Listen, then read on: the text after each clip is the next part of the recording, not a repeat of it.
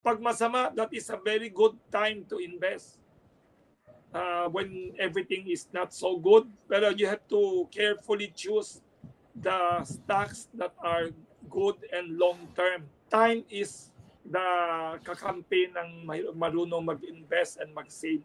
Magugulat ka in 10, 20 years, whatever you have saved, whether you put in stocks, whether you put in insurance, whether you put in buying your first home, nangutang ka sa bangko to buy your first home, magugulat ka, 30, 40 years down the road, it will multiply your wealth and it will prevent you from wasting your income.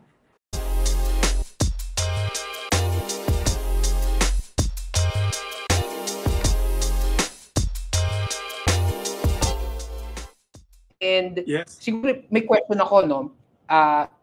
If merong nanonood ngayon and he or she is in his or her 30s and then gusto niyang yumaman, ano yung mga advice mo sa kanya in his 30s tapos medyo starting from scratch siya, ano yung pwede niyang gawin?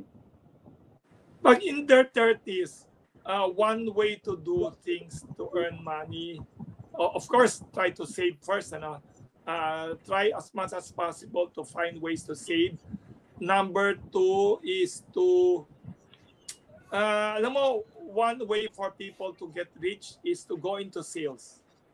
Sales of insurance, sales of anything. Kung nag-work ka sa kumpanya mo, pwedeng sabihin mo sa boss mo, pwede ba ako sa sales department? Baka pwede rin yan. That's one way.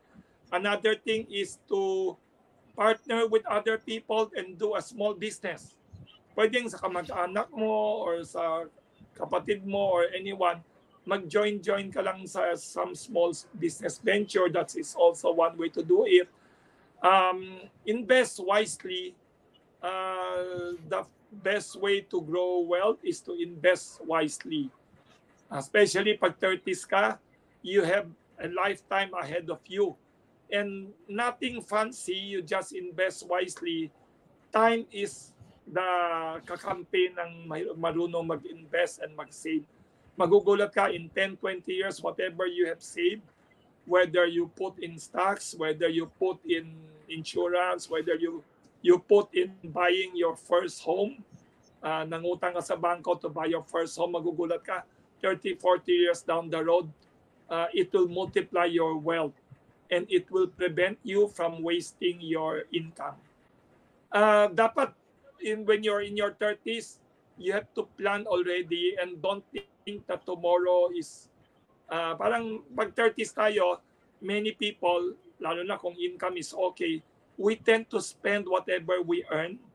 We think ang old age is so far away, parang eternity. We think growing 70 or 60 years old is eternity. Next time na planuhin yan. When you're in your 30s, 20s, or 40s, start today. Plan your future. List down your targets. Sulat mo sa scratch paper or sa phone ninyo. I want to save money. I want to borrow for a first home. I want to invest in stocks.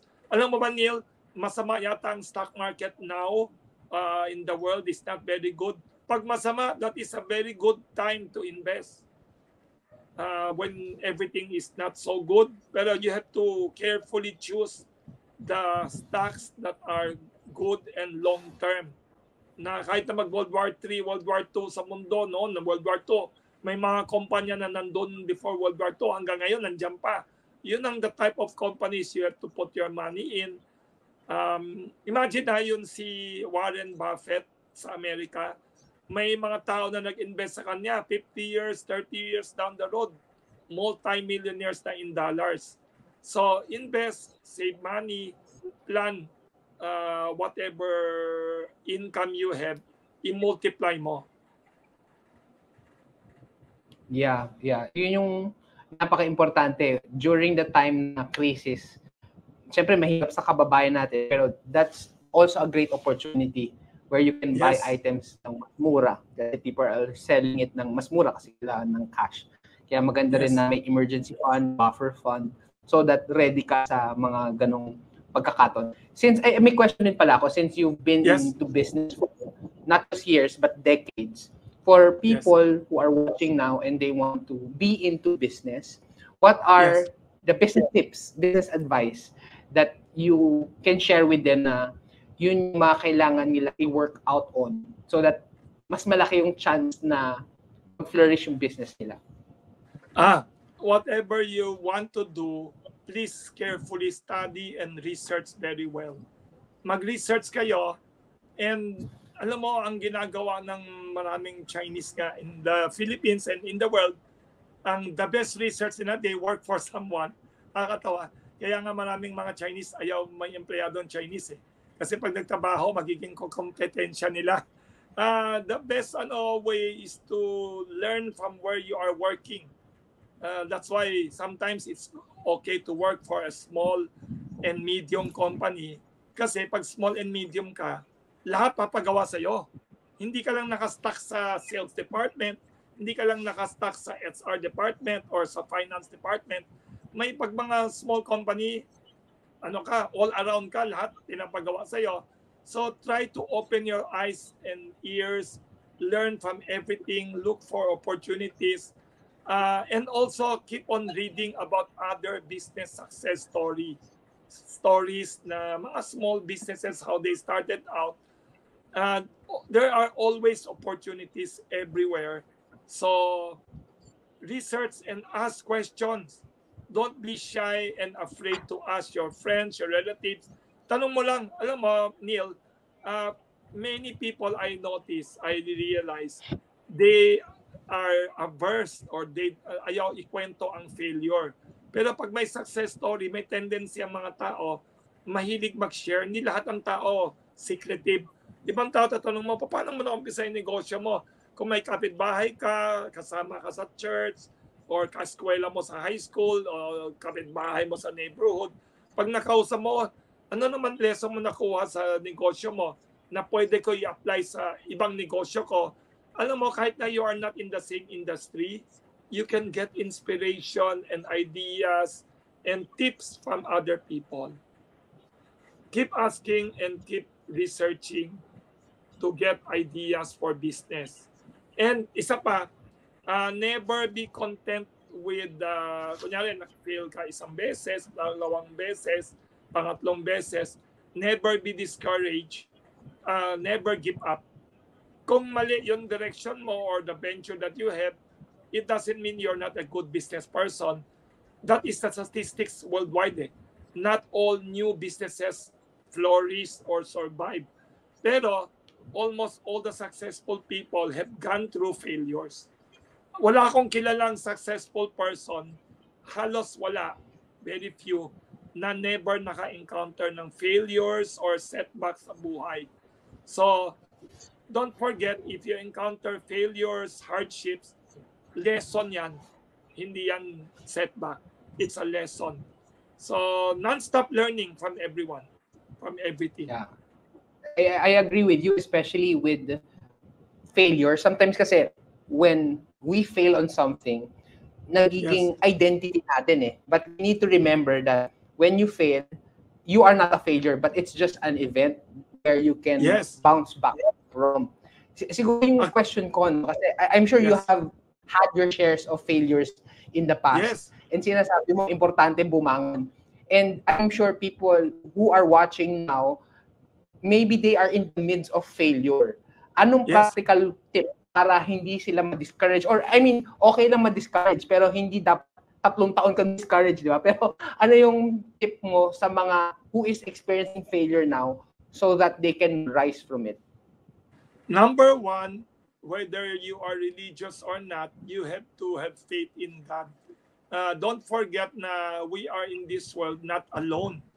Kahit na wala ka ng magulang, you don't have any friend that you think can help you, do not forget there is still a God in this universe na will always be there to assist you.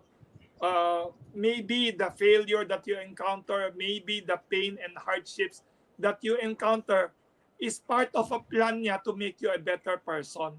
Basta always believe that everything will turn out well in the long run, na kahit na anong klaseng typhoon sa buhay mo, bagyo yan, may sunshine and sunrise will come din.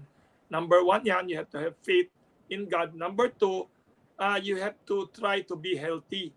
Alam mo, one way to overcome hardships is to exercise. Walang biro.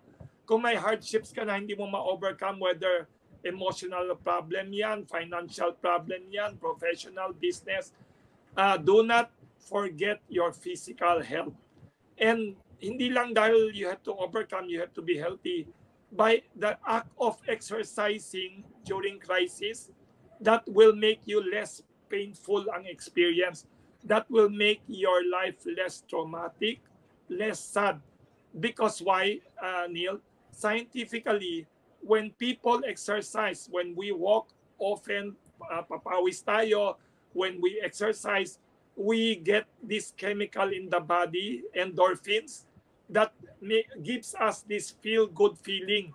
Nagkakaroon tayo ng chemicals tumalabas sa body natin, sa katawan, pag nag-exercise tayo, naglalakad tayo, nalilesen yung pain and hardships and sadness mo.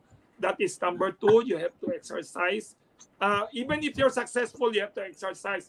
But more so if you are encountering crisis or hardships right now, all the more you have to exercise in order to emotionally, physically overcome the hardship. Number three, i-compartmentalize mo ang crisis mo. Ibig sabihin, kung may crisis ka, kunyari baon ka sa utang o nanay mo nakasakit, grabe, may cancer or hindi mo masolve, may financial losses ka, wag mo isipin every day of your life yan. Ilagay mo sa isang imaginary locker. May parang locker ka na, alam mo sa school may locker na may lock. Pag hindi mo kailangan siya i-tackle yung problema, if you do not need to tackle that problem right now or to address it, put it inside an imaginary locker, i-lock mo, then go on with your life. Go on with your work. Do your work, recover, do everything else. Talk to your friends, talk to your relatives, eat 3 meals a day regularly, sleep well. Then when you need to tackle the problem na, when you need to address it and do something and solve it, then you take it out of the locker, open it with a lock, take it out and address it. Some people, pag may crisis kasi, 24 hours a day, pati while even sleeping, you dream about it, nightmares. So it will affect your daily life. It will affect your social relationship with your friends. You don't want to talk to people anymore. You don't want to eat 3 meals a day. Even your ordinary work is affected. Do not let crisis or any problem affect your ordinary daily life.